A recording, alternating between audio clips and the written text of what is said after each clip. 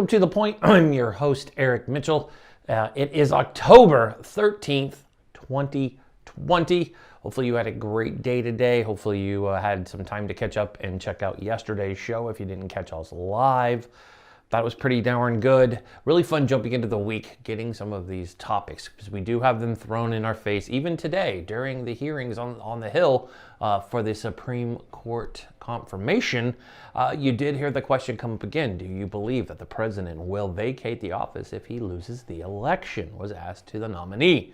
She didn't give a decisive answer, but we should expect that from somebody nominated from that side. It's something that's constantly been going on, so this isn't anything new, but I just find it that timing was perfect to have Richard on. We're gonna have Richard on again next Monday for a follow-up interview where we're gonna be talking about the Supreme Court nomination process, which can be quite confusing. A lot of people are talking about packing the court. Trump, as you heard in his debates, has boasted, and so did Pence, his robot, boasted about how they have been appointing federal judges all over the place. Everybody's a federal judge. They pass out more judgeships than the NFL pass out positive COVID tests. Ooh, too soon. But in speaking of two things sports related, one, the NBA just completed their season, crowning the Los Angeles Lakers the world champions of the bubble. They beat the Miami Heat in, of course, 4-1. The Heat did squeak out one. That seems to be the Lakers' MO, lose one game and then destroy you in every other game. They did that, and yeah, so there we have it. But interesting stat out of there. You do see a lot of people talking about the NBA ratings. I saw a post on Sunday, Monday the post came out. Somebody said, oh, NBA ratings are so down for a final game of the NBA Finals. Look how far down it is. And I said, that's cute. True, they're playing in the bubble. 3, the NBA has seen a decline in ratings, period, across the board. Even before COVID, they were seeing a decline in ratings. And topic number 3 on that is the NBA has never had to compete in its finals with the NFL Sunday. That is the big difference. The NBA has never had to compete. They do compete with the NBA, but come on, 82-game season. How many people are like, oh my God, this game in November is so important? It's probably not. They probably played about 10 games into an 80-game season. Yes, every game is important in the NBA, but you're not going to lose sleep if you don't catch that game on a Sunday. The NBA always plays their NBA Finals in June. June when there's nothing going on besides baseball. And baseball plays 162 games. And, well, you can miss a game in June and you'll be okay. I promise. And it's never affected their ratings. This time it did. And it's just funny how people bring that up. So congratulations to the Lakers, LeBron James, Anthony Davis, and Cast. You guys... You would have belted a ball. And congratulations to the NBA. Zero positive COVID test while in the bubble. That is to be commended. What they have been able to do is what other sports franchises and organizations should be following. We should even be looking at them as a light to reopening America safely. They've been able to pull this off. It's amazing how they've been able to do that. Because today we're actually able to say that there's nobody testing positive for COVID in the NFL today. Even the Tennessee Titans are playing a game tonight. That's right, the Titans are stepping onto a football field after almost 2 weeks off of one.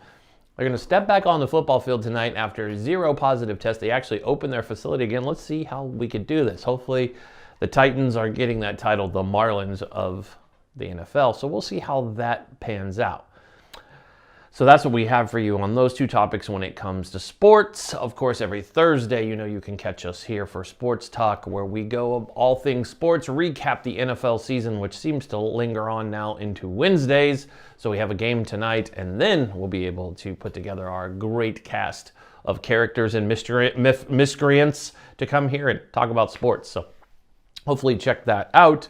That's what I have. Yesterday, there was a question about a link to get Brandon Steiner's book. We will be posting that in our show notes and also appearing on C-Suite TV. And make sure that you are watching us before we segue over to what's trending. Make sure you are watching us on C-Suite TV. If you have Roku, Amazon Fire, or I think I said Apple. Did I say Apple? If I didn't say Apple, I'm saying it now. If you have Apple TV, you can find it on there simply by going and finding the C-Suite TV app, and you can watch us there, see all of our episodes there. And of course, if you don't want to do that and that's too difficult, you can always watch us right here, or on YouTube. That's right, on the good old YouTube. You can always catch us there, but we want to give some love and shout out to C-Suite TV for being the network of choice for To The Point TV. We always love it, so we want to just do that. So now we're going to launch a new segment of the show, and basically it's going to be what's trending. So we're going to go down what's trending today, Tuesday, October, I keep looking to make sure I have the right date, October 13th, 2020. So let's get to what's trending. So let's get to what's trending today, October 13th, 2020. It's been, of course, confirmation hearing, confirmation hearing, confirmation hearing. Never before in our history have we needed to appoint a vacant Supreme Court seat like we do now, 26 days before election. So it's interesting, and it brings up a lot of things that we're doing what everyone is calling first. It's not that it's usually the first, it's the first time that it's received as much coverage of this. Even the 2016 election didn't have as much coverage as we do today. Call it the volatile president, call it what you will, but 2020 election is a little different. We have just seen everything go awry. The media has been told at all times they're fake. Fox News, even, the convenient mouthpiece for the President of the United States, is sometimes really good and sometimes really bad. Depends on who's sitting behind the desk. If you're Sean Hannity, you're great. If you are Chris Wallace, you're horrible. If you happen to be on during the weekend, oh my goodness, the president really doesn't like your coverage in the evening. He hates CNN. He generally just doesn't like anything. The dude just is very unhappy.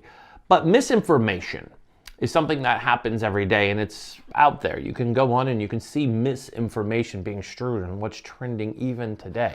Now, there's been talk about the nominee. I personally believe that she will run right through this process, but you know, every time you think you have it right, you could have it wrong. So it's never able to do that. But some big news today, they were talking about the SCOTUS, Miss Barrett's notepad was empty. That was like the fly during the debate. That was a hot topic. I personally don't know, but if you're going to bring a notepad, write on it.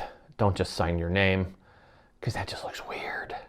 The Apple, of course, had their meeting today, their conference, and they unveiled a new 5G iPhone 12, because your iPhone 11 is just a year old, so you need an iPhone 12, because that's what the country needs right now, and a gang of unemployed people looking for work, making sure that they can make it with stimulus packages not even approved nor going out. Let's unveil another $1,000 phone that everybody will need to have. Because if people won't put themselves in poverty for Christmas, they sure as hell will do it for a phone.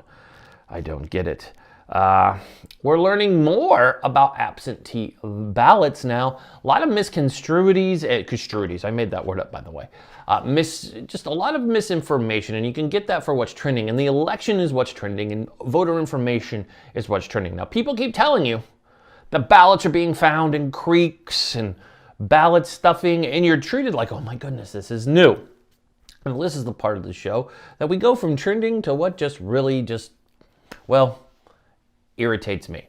The fact that we are being told that this is something new. Number one, ballot stuffing has been done since the days of back in the 40s and 50s. In fact, after World War II, more than not, we were taken down this path about which political leader they wanted us to have. Even running mates, even Harry Truman can tell you about that. You've seen ballot stuffing, this isn't new, but spreading this rumor and that our voter safety isn't safe, we're fine.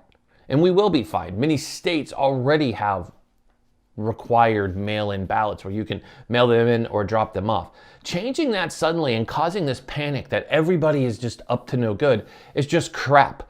Both parties are guilty of it, and this is why we need a three-party system, because in 2020, you don't just have to cast your vote for President Trump or Vice President Biden. You do have independent options. One person, and you're going to see him on the show soon, is Brock Pierce. Brock Pierce is running for President of the United States of America. And granted, he probably knows that it's going to be a long shot for him to pull off an upset victory when you even have Kanye on the ballot. But this gives you an opportunity, folks, that you don't have to settle for one of the two parties. Now, it's a catch-22, because then you might be stuck with one or those parties. You're going to get stuck with one of the two of them anyways. So saying that Brock has a chance, well, it's a long shot, but long shots have happened. So We're gonna have, but that's my point here, is to bring up new options and different choices for people to vote for. That you do have it, and it's just interesting. Our media doesn't even put those people as trending. They don't even give you that option. So, got a heck of a show for you today. And I just want to make sure, I can't wait for this show just because it's so good. There's so many good things that we're going to be talking about. But today, we have an amazing first guest. We're going to be talking about misconceptions in the media. And we're going to talk about those soothsayers that are out there. You've seen those guys. Come on, if you're on Facebook or Instagram, I know you've seen the guy walking by the big car, flashing the money, the cool people that he hangs out with going, swipe up, go to my really crappy links, give me money, and I'll get you, you'll go on a crappy thing with crappy links, and what you would have done is just gave a thief a couple $1,000s. Dude is a joke. Don't give that guy money. And there's other people out there that you shouldn't be giving your money to also. And then on the second half of the show, amazing, I actually love this interview. We're gonna be talking to Scott Tolchin, and Scott is going to be breaking down how you can relieve the anxiety of everything that is 2020. Also, how to relieve stress. And one of my favorite topics as a vet and have lots of friends affected by PTSD, Scott shares simple techniques for veterans or anybody with PTSD, how to stay calm and bring yourself back down to that nice level. I like it. It's opened my eyes to other forms. I'm really big into meditation. So when we come back from the break, we will welcome to the show our first guest. So stay tuned and we'll see you after the break.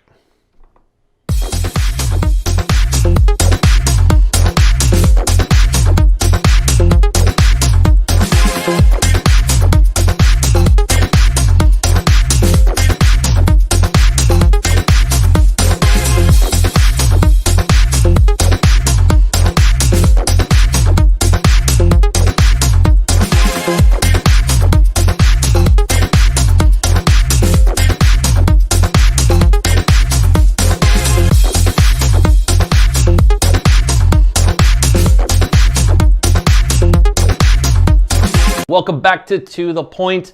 Got a great show for you guys today. As you know, I love me some media, and I also love public relations, and I'm telling you, all brands need to be doing it. Doesn't matter the size or the weight. 2020 has been one of these amazing years where the average Joes have been able to step into the spotlight. It's not the same people that you see every day. You're seeing more and more business owners sitting in front of a Skype or a Zoom or whatever insert streaming service talking to the media, whether it be regional or national.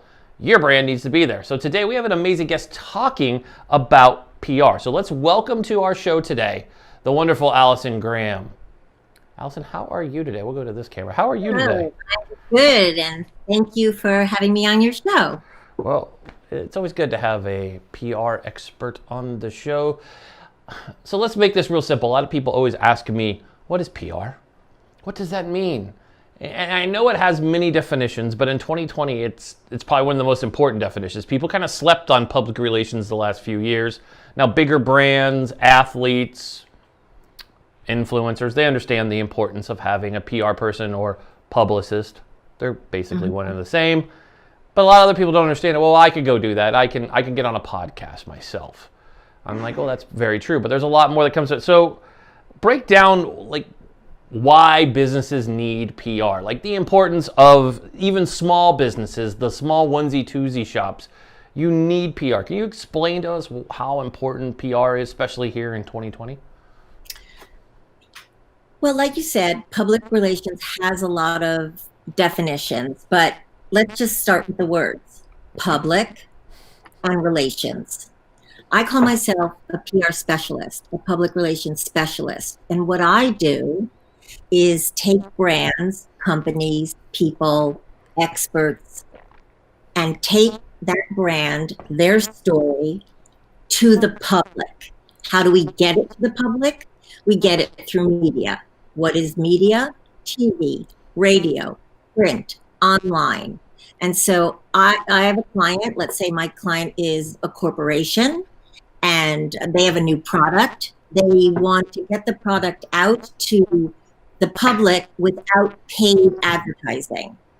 So they hire me, I tell their story, I reach out to the producers of television, radio hosts, journalists, editors, freelancers, online blogs, and I say, you got to talk to this company. You got to hear about this product. And that's what we do. We get the stories out for our clients to the public. And then when that story is told by someone like you, a host, or in a magazine or print or TV, it's a third party endorsement because it's not paid for. It's the media saying this is an important story that we think the public needs to know about.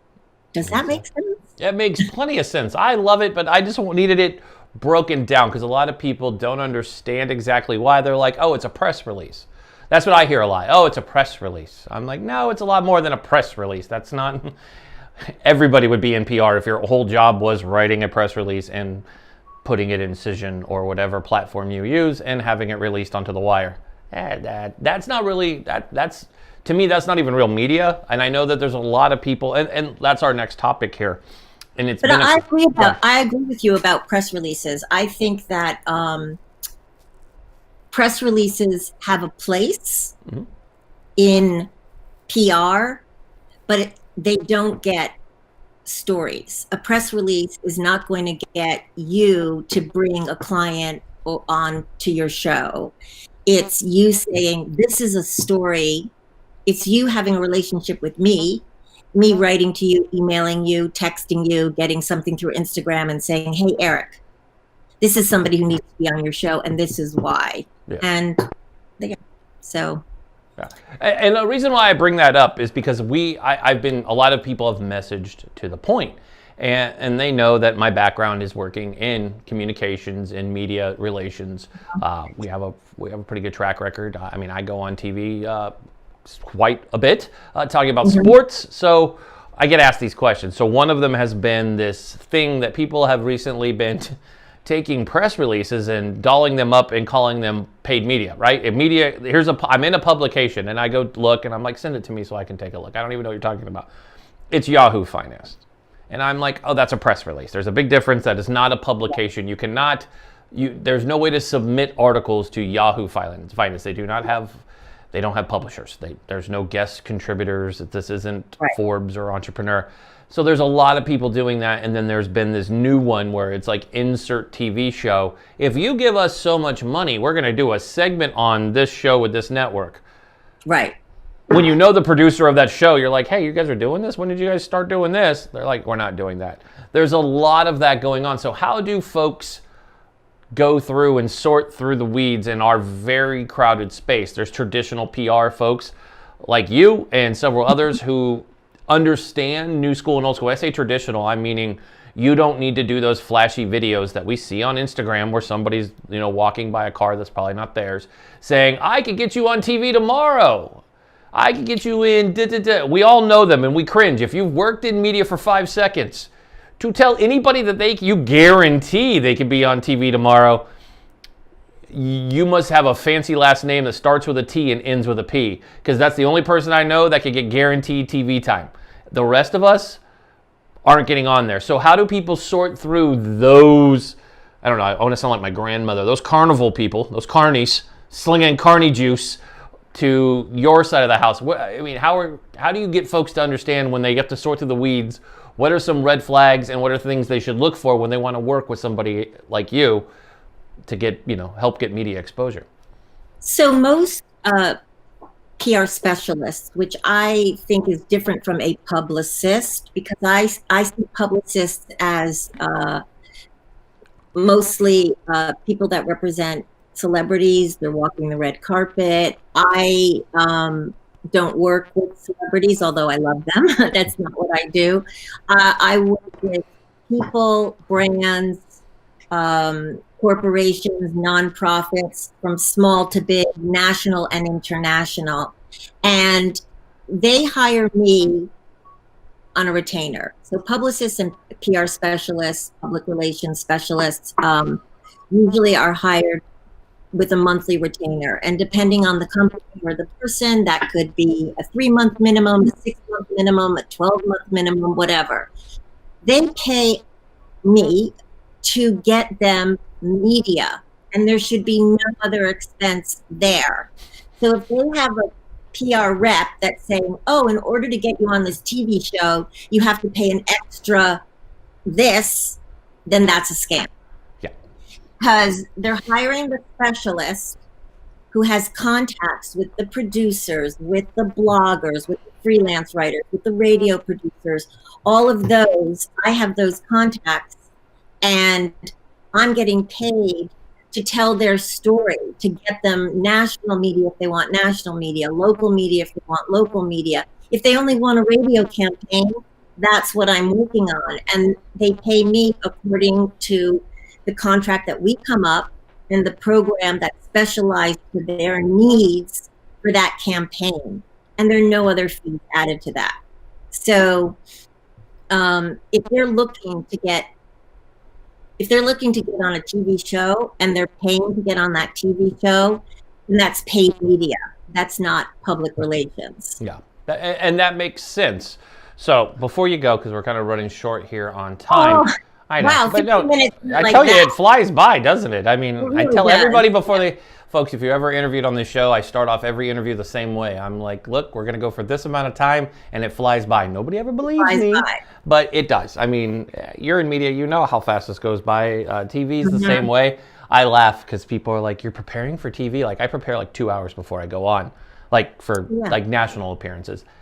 And they're like, wow. And I'm like, yeah, because that 4 minutes, 25, it feels like an eternity in front of the camera because there's all that set up. There's somebody in your ear. You're perfecting your shot. You've got your last minute notes. You're sweating bullets. It's a little different. But even at this level, I mean, it's a lot. And it shoots by as we talk. But don't worry, you're getting your time back from me taking this long time to talk about myself. But I'm going to interrupt you because that's what I do. I mean, I have clients that will do a 5-minute interview and they say only 5 minutes. And I tell them that's a lot of time. That's a lot of time. Think about messaging in a commercial, which is 30 seconds or a minute. Yeah, go see and how much they pay for that ad run. I tell people that all the time. Network TV, if you are on at the start of the news day, before the stock market opens, and you're on any time after, until about midnight, and even during COVID that's changed, think about that ad space. Look at the people running ads during your appearance and tell me you're not on valuable time. You're just sitting there talking, and I always tell people that, folks, if you're watching and you're like, what's media like? It's this. There's so much more when you peel back. There's talking points that need to be done. The way that you look before you get on camera, being prepared, understanding you know what to do, and communicating with somebody you're never probably going to meet that's in your ear going, okay, you're on in 2 minutes, and you got about 3.5 minutes to talk. And you may be like, 3.5 minutes? Number one, that's an eternity. Number two, it's fast. It's like, and you're answering questions because you want to get your talking points out because you want to get your message across. And I think that's so funny when people in our world don't understand.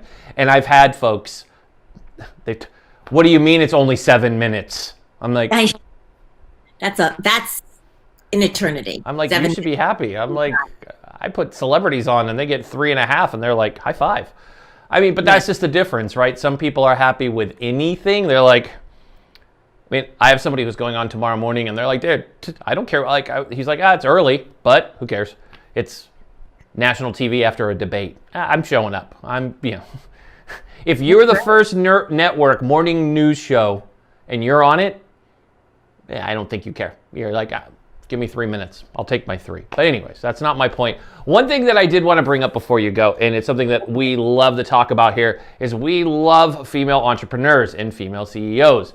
I'm partial to it because my wife is the CEO of the agency we created. She is our co-founder and CEO. A lot of the folks that we work with, even our producer here on the show, the great Jordan Gelber, runs her own company, production company as a CEO. So what got you into doing that? We have a lot of younger, it sounds so weird when I say it, but I mean, I'm a father of girls, so I say this. Right. We have a lot of young women who tune into our show and watch us. Obviously, the co-creator of this show is my 16-year-old daughter. So we always have a message when we have amazing female entrepreneurs on. So what got you in to PR, and what's it like being a female CEO running your company? So I got into PR by accident, actually. but I don't need to go back that far. I worked with a smaller boutique PR firm that had a lifestyle and an entertainment section. And I first started in entertainment, but then I had a baby. And I wanted to be home by 6 p.m. and not out at movies and doing red carpets with celebrities. I wanted to be home with my baby. So I moved to the lifestyle section. And then as my baby started to get bigger and bigger, I wanted to have control of my hours. So I left the boutique firm with their blessing, and I started my own company, AJGPR, which are my initials, Alison Joanne Graham PR. And it really didn't occur to me that I was a female entrepreneur until somebody told me that. It didn't occur to me that my starting a company on my own was any different than anybody else. But one day someone said, you're an entrepreneur. And I thought about it and I was like, yeah, you're right. I am. And I'm the CEO of this company, the CFO of this company, the COO, and the head plumber, the head electrician. I have an office out of my house. And I just couldn't be happier. I really couldn't be happier because as an entrepreneur, female aside, I get to work with clients that I want to work with. Nobody is telling me who I have to work with to pay the overhead. So I don't know. I think that it's really powerful to have your own company, to be an entrepreneur. And then being female on top of it just is who I am. I happen to be a woman. And am I treated differently because I'm a woman? Publicist, PR rep. I think more women come to me as clients than men do. And I'm not sure if that's because I'm a woman or just because of the kind of clients I handle. I've had male clients, but I would say that I don't specialize in female clients, but they tend to be the ones that pick up the phone and call me. Well, that's a good thing then. That's a beautiful thing. I mean, I know for us as an agency, when we were talking about doing PR, that's a focus that my wife really had, was how do we get women? Because I mean, one of my passions is being a veteran advocate. Obviously, being a veteran, but for our team, it's really big, and we really support. I sit on a board called Final Salute Inc., which helps get homeless women veterans off the street. So we're always pushing that. Right. I don't hide my love for veterans on this show, as a show that understands that veteran causes aren't just in May, nor just in November. Like so many of our friends in mainstream media, they seem to be confused by that. So I'm happy to have a show going into November that I've been putting veterans on once a week or more all the time. So anyways, I get that. So are we wrapping up because are we wrapping? Because we're good, keep going. You're good. We got time. One thing that really hit me being a female entrepreneur, and working out of my house, and you have kids, so that kids they play. And one time I overheard my daughter. She was, I don't know, 6 or 7, and she was in her room with another friend, and they must have been playing business because my daughter was on a pretend phone, and she said to her friend, "Just a minute, I'm on with a client." And I thought, how wonderful is that she's imitating me, that her mom is a business person and my daughter is imitating that. Now, there are lots of moms that are stay-at-home moms, and that's great too. I'm not saying that that's not great, but she's seeing me in this entrepreneurial role. And I think that was also a moment where it hit me that mom works. That's awesome. And I think that's important. I mean, we all have role models. My mom was my role model. Still to this day, I look at what my mom built and what she did, and I think it's kind of passed on in my genes. And then I see my beautiful daughters doing the same thing. So I think that's important that our kids know we work. I think my kids never knew really what I did, but now that they're forced to be in the same house with me all the time, and literally my studio and my office are side by side, but on the other side is my son's wall, 13-year-old.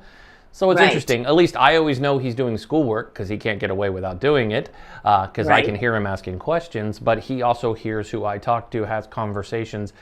to the point where we had to go tell him, hey, by the way, do you need to sign an NDA? Because you're not supposed to share anything you hear on the other side of this wall. Because sometimes they're conversations. And basically, it's things that you don't think about when you have kids. And you're like, I work at home and I do talk about things out loud, especially working in the media. You hear and see there's a lot of things. And you're like, I should probably not say it as loud as I used to. Because normally there was nobody around me when I was in the office. But yes. Well, my daughter has become my PR rep. Wow. She's constantly plugging me. She was at a hair salon several months ago getting her hair done, and the owner of the salon was talking on the phone about hiring a PR rep. And when he got off the phone, my daughter said, my mom's a PR rep. And the next day I got a phone call and we started talking, and he's now a client. There you go. See, that's awesome. So before you go, I've got a whole bunch of screens going on here. Before you go, tell us how folks, speaking of being your own PR rep, this is where you get to plug yourself. So before you go, tell folks if they want more information, where they can find you and how they do that. So I'm based in Los Angeles, but I do PR all the way across the United States and internationally. And I can be found at www.ajgpr.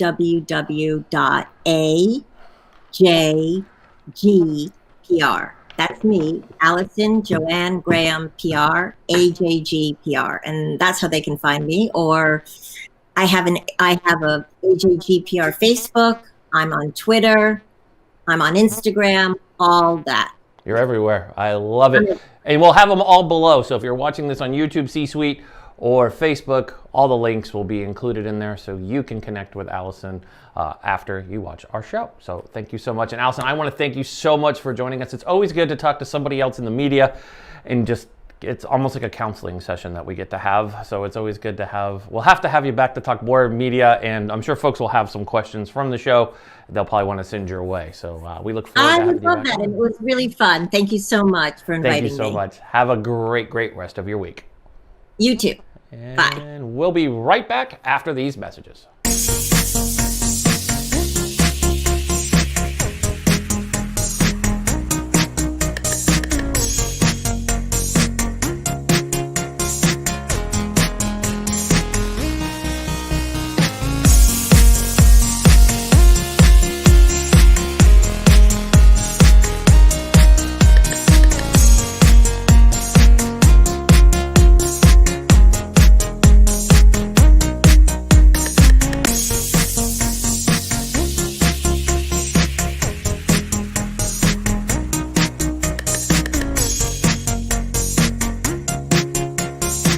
Folks, welcome back to The Point. As always, I am your host, Eric Mitchell, and we have a great guest for you today. I know, you're like, isn't every guest great every day? And the answer is yes, and I do lead with that all the time, but that's my thing. That's what we like to go with. It's great, it's epic, it's awesome. Those are my big words, I know. I know they're used to it for the last almost 4 years, hearing everything is amazing and fantastic in China, but I use other words like epic and awesome and terrific. Those are my words because they make way more sense and they sound normal. When you say awesome, it's awesome. It's just, that's how they spelled it where I went to school. Obviously, other people went to schools where you sound out certain letters. Don't know why. Anyways, we have a great topic today. As you guys know, I always talk about causes that, when we talk about stress, anxiety, on our show, we've talked about PTSD a lot with our veterans that come on. It's something that we deal with on an everyday basis. I have yet to have a phone call when I speak to a veteran where we're not somehow discussing either our PTSD or one of our friends' PTSD and how it's affecting us and things that we're seeing out in the community, because COVID has affected everybody. I think everybody has COVID PTSD. I'm going to go with that. If that's not a thing, I just invented it just now. I'm trademarking that when we're done with the show. But our guest today is Scott Tolchin, and Scott is going to be joining us. So, hey, Scott, I'm bringing you onto the cam now. So, Scott, welcome to the show. Thanks for joining us today. Scott is a having, is that right? A having specialist? Having. See, I blame the Marine Corps. To put it in a safe haven.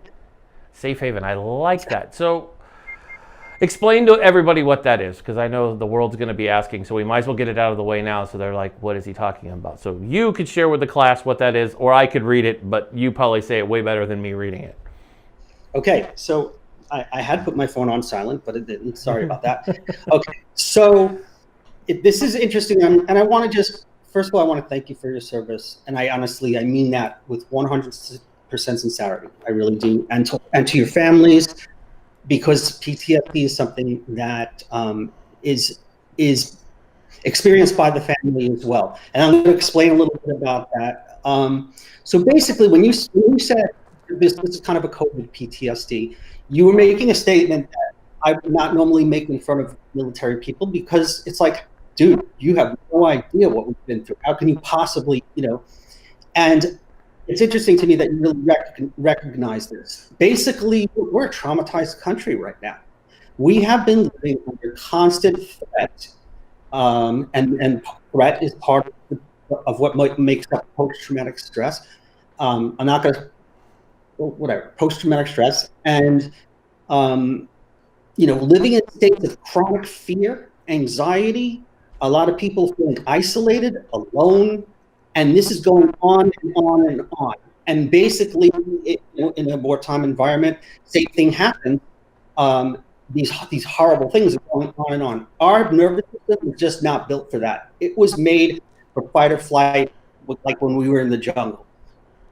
Yeah. So it's just neurobiologically, and basically it takes 1/4 of a blink of an eye, and to go from 0 to 100. And basically everybody's living in fight or flight response right now. And this tool, Healing Expert, allows you to take that down. Everybody can use this tool, and it's going to be great for them to learn how to use this. It's really simple. It's fully looking, and you'll be amazed.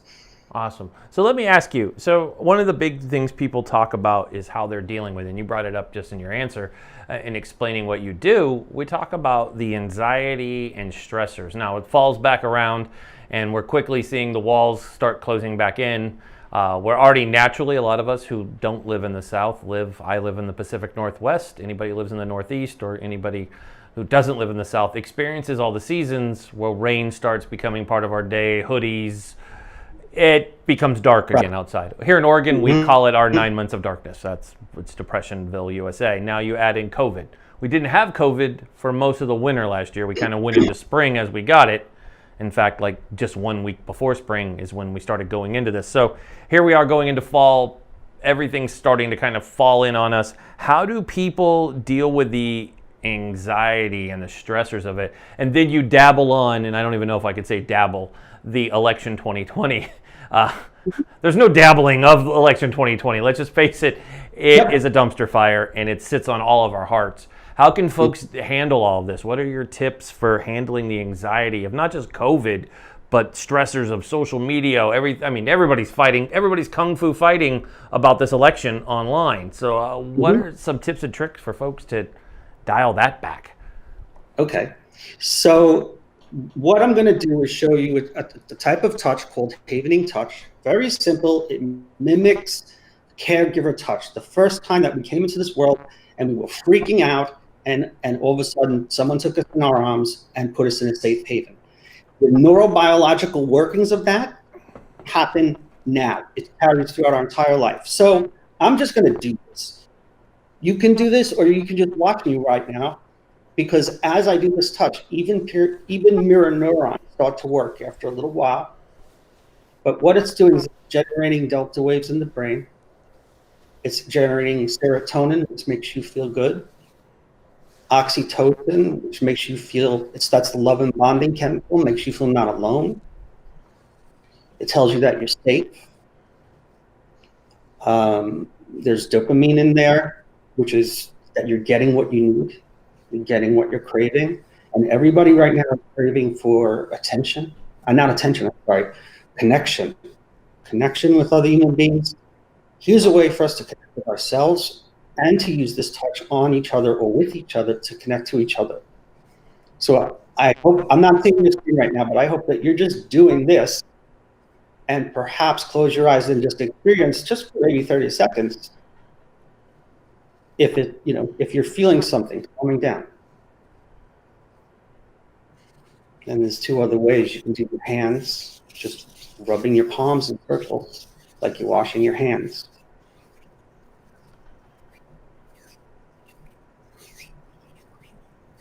And just remember to just breathe normally. You could do your face, your forehead. It's like washing the stress, washing off the stress, washing off everything that's going on. The words I'm saying right now are not really important. What's doing the job is the touch, creating this delta wave response, creating this generation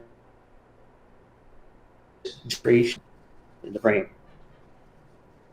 and basically putting someone into a feeling of relaxed, calm, safe, peaceful.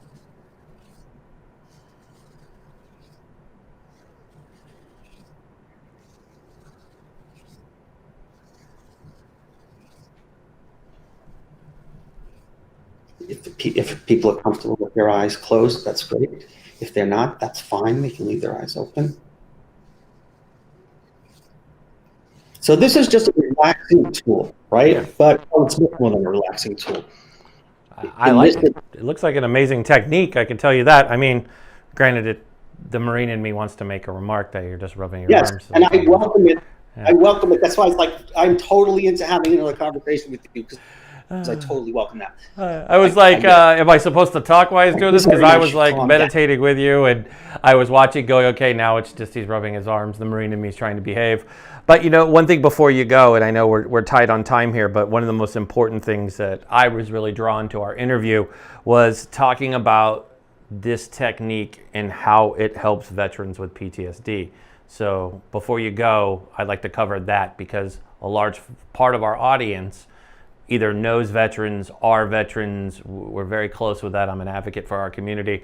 So if you could share that, there's a lot of us who talk about this. We've had Montel Williams on our show, and Montel is a very big, you know, advocate. Number one, he is a vet, but he's been advocating he says he's found a cure for PTSD, and it's not through a medicine, thank God. It's through a treatment. And now you have this that also helps. So if you don't mind sharing how this technique has helped veterans with PTSD, that would be amazing. Sure. So what this does is, when there's the way that regular memory is encoded in the brain and the way that traumatic memory is encoded in the brain are different. Regular memories fade with time. Traumatic memories do not fade with time. They can be encoded where they're disassociated, where you don't remember certain thoughts, but they're all. So what a memory consists of basically is the threat content, whatever else is going on around the content, the context, any other complex content, covering color, shape, this, that. The threatened content is and in this case with PTSD, most of what we have threatening content that we're born with, like heights, falling, being killed, closed spaces, trying to talk fast because I don't know how much time I have. But anyway, agoraphobia, all these things that become phobias are all due to conditioned threat response, which we're born with, or conditioned threat response, which we learned, which is having somebody, putting, a gun in your face or whatever. So what happens is your brain goes ding, ding, ding, ding, ding, emergency, and it basically it takes the event, which is happening, the meaning of the event, the landscape, which is neural biochemical makeup of the brain at that point in time. And most importantly, and this is the biggie, the perception of inescapability. Now, you guys out there in the military, it's not a perception, it's damn real right there. It's inescapable. However, there are a lot less things that people get traumatized over that you wouldn't believe, merely because of perception. So when those criteria are met, these theta waves are generated in the brain. These mTOR receptors on the amygdala, on a neuron in the amygdala, basically they pop up onto the top of the cell surface. So it's kind of like antennas, but they get stuck there. And that's the difference between traumatic memory and regular memory. You meet still 4 criteria: emotion, meaning, landscape, perception of inescapability. Use the word Emily we use for that. When those conditions are met, that memory is going to be encoded as a trauma. And that means it's unalterable. It's there. You cannot remove it. And it pisses me off in terms of all the stuff that's going on with veterans. This is a cure. I mean, and it's probably illegal for me to say that, but whatever. I don't care. This is a cure. And, you know, for someone with complex PTSD, which is the kind of stuff where it's both on childhood and on top, that takes a while. Depression takes a while. Even combat PTSD may take a while, or it may go very, very fast. But I can tell you that in one section, if the person is really like there to do it, they don't have to believe in it. You can say bullshit, Scott. Oh, sorry, I must say that. But this is BS, Scott. But I really want to give this a shot. So let's go. Yep. If we have an isolated event, you will see within that one session how that event is completely. It's like, dude, where'd it go? Like, I remember it, but there's no emotional response. Okay, Scott, before you go, you really drove the point, and I love it. You're talking about helping veterans with PTSD. So we're a unique bunch. We will share this wide and strong with our veteran community. How do folks get a hold of you? What's the best way to contact you? Because you're gonna have veterans. One thing we will spread the word is making sure if there's a way that we can help our brothers and sisters. We're really good at it. So we've had Montel on here, and the number one question is, how do folks get a hold of the guest who's on here talking about PTSD? Because there's quite a bunch that will want to reach out to you and have some sort of connection. So what's the best method for people to connect with you? So I guess the best method, in terms of would be Facebook Messenger is probably great. My thing on Facebook is ScottTolchin.com, and then you can just message me. I gave your producer all of my contact information. So she has my phone number, my email. My email is Scott@ScottTolchin.com. It just confuses people because it's Scott, SCOTT, at Scott, SCOTT, TOLCHI.com. Perfect. Yeah, we have all your media. I just wanted to, if there was anything a special technique. We're gonna have it all, folks, like normal. If you're trying to get a hold of Scott, you'll have all the links available to you in YouTube, C-Suite, and Facebook, so you can reach out and connect with Scott. Scott, I want to thank you so much for joining us today. It's been amazing having you on the show talking about this is an amazing technique. I will be using it. I've already using a lot of meditation and yoga and find that to be amazing. And plus, I always tell people, and I have no shame in my game, I'm a big fan of THC. It's cannabis is amazing for veterans with dealing with PTSD. It's better than any pill that anybody can tell you to throw in your mouth.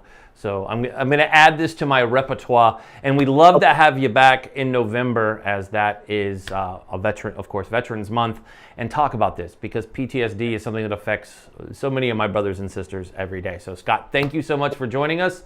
It's been great having you on the show today. Just one more thing. Just remember what we did today. That's not havening. That's a havening touch, one tiny piece of it. So that's only going to calm people down and so forth. And lends the brain to be less. What you and I would do is havening techniques much more directed. Very big difference. Awesome. It's good to know. So again, memory, erasing it. Thank you so much for joining us. Everybody else, we'll be right back.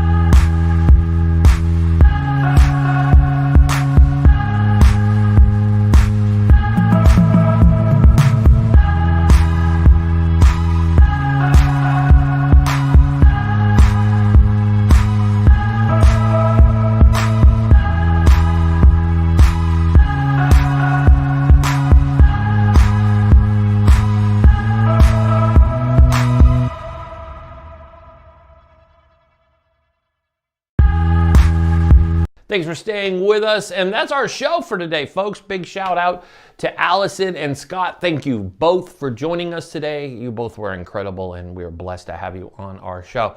So that is what we have for you today. That's a wrap. Let's put a bow on it. Say goodbye. That is our show, folks. Tomorrow, we've got the boys from Space Force here. That's right, the boys from Space Force are here, and they're debuting their new video right here on To The Point. We can't wait to have Space Force here. As always, on Thursdays, you have Sports Talk, and Friday, got a special episode coming at you with my co-host, Jordan Gelber, so you don't want to miss it. Make sure you tune in weekdays or weekend nights Getting used to saying that, folks. Weeknights at 7 p.m. Eastern, 4 p.m. Pacific. You can catch us on C-Suite TV and YouTube, and of course right here on the Facebook. I love it. So make sure you're checking those things out. Always go subscribe, give them a follow, give them a shout, give them a like, thumbs up, smash that subscribe button, all those things that you're supposed to do when you watch a show nowadays. And we want to thank you for tuning in. Hopefully you learned a little bit. Again, if you have questions for our guests, scroll down into the show notes and you will see those. Both show notes are stored on both the YouTube and the C-Suite TV page of our show. So go to either or and go click them and you can get your information there. So folks, I want to thank you so much for joining us today here on To The Point. And on behalf of the entire To The Point team, we want to thank you for watching. I'm Eric Mitchell. Be safe, be strong, be smart, and God bless America. Get to the point, sit and enjoy. This is Eric Mitchell, he the host of the show. Get to the point, he is the voice. We needed this, something more. This is a daily show that's known for politics and the sports. Ain't no limit to whoever you may see at this point. To celebrities, Eric he's beast in the joint. As a veteran, put him at ease, then anoint. Every conversation can never be disappointed. Whether tragic or it's happy, Eric will cover whatever's happening. Whether it be your gymnast, toe tapping, talking about nearly any athlete, not taking a back seat.